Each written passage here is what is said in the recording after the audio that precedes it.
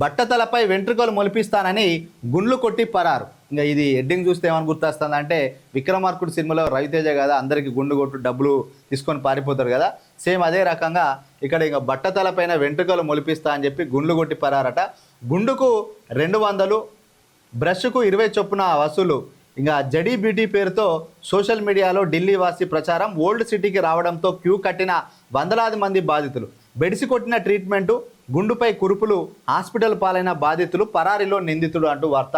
వారం రోజుల్లో బట్టతలపై వెంట్రుకలు మొలిపిస్తానని చెప్పి చివరికి ఉన్న జుట్టు ఊడిపోయేలా చేసిన ఘటన హైదరాబాద్లోని ఫతే దర్వాజాలో చోటు చేసుకున్నది. వందలాది మంది గుండుపై కెమికల్ పీయడంతో రియాక్షన్ అయ్యి పలువురు హాస్పిటల్ పాలయ్యారు. సదరు వ్యక్తి గుండుకు 200, బ్రష్కి 20 చొప్పున వసూలు చేశాడు. రియాక్షన్ అయిన విషయం తెలుసుకొని దుకాణం బంద్ చేసి పరారయ్యాడట. ఇక ఎక్కడో ఢిల్లీలో వచ్చి ఇక్కడ గుండు పైన వెంట్రుకలు మొలిపిస్తానంటే 200, 300 అని చెప్పి వీళ్ళు పోయి మరి గుండు పైన వెంట్రుకలు రావడం, బట్టతలపైన వెంట్రుకలు రావడం కష్టం.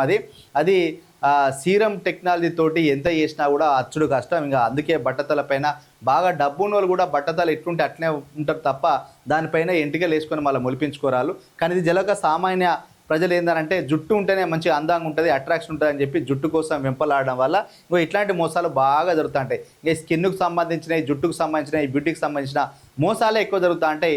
10 రూపాయల ట్యాబ్లెట్లు 1000 రూపాయలకు అమ్మిన స్కిన్ కోసం ఉన్న ఈ జుట్టు కోసం కొనేటోళ్ళు ఉన్నారు కాబట్టి ఇట్లా మోసపోవాల్సి వస్తుంది.